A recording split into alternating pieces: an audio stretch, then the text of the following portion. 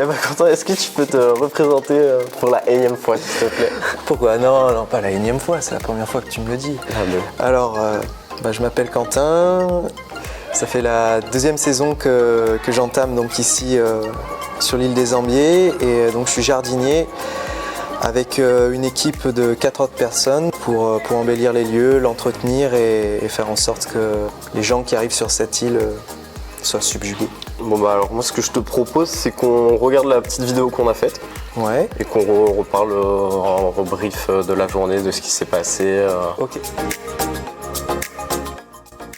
C'est là où on se trouve, c'est la serre et c'est un petit peu là où tout part parce que c'est là où on va semer des graines.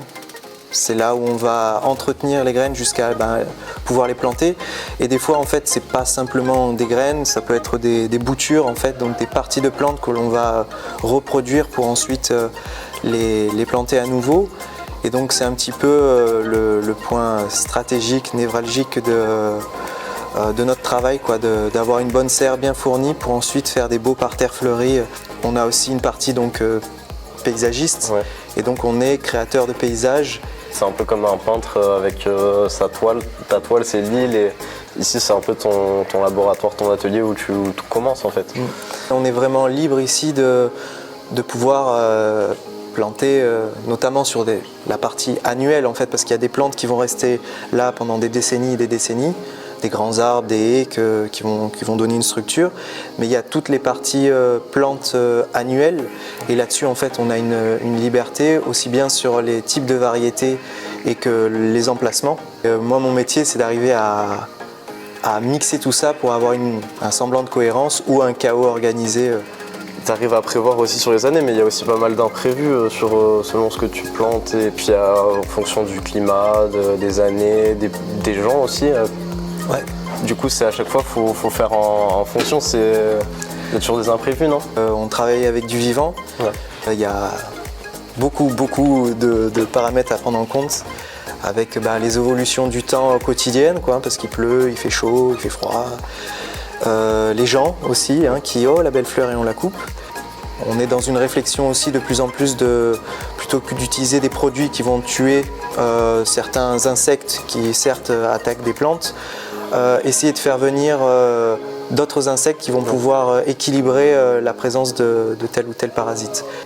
On est acteur de biodiversité, ça c'est plutôt sympa.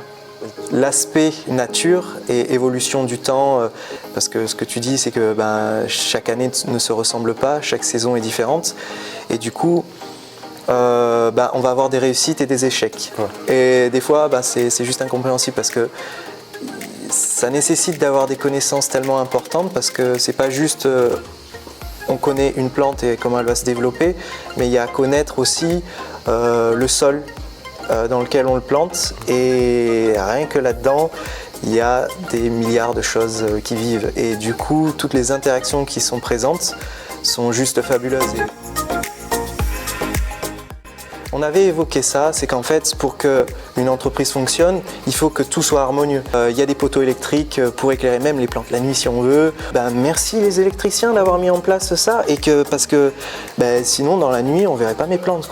Merci aux plombiers d'avoir mis en place la gaine d'eau où j'ai pu brancher mon goutte à goutte dessus et que les plantes se sentent bien. Mais est-ce que vous vous entretenez justement avec le technicien, avec l'électricien pour justement réussir à rendre cette île harmonieuse? Nous ici, on se côtoie au quotidien.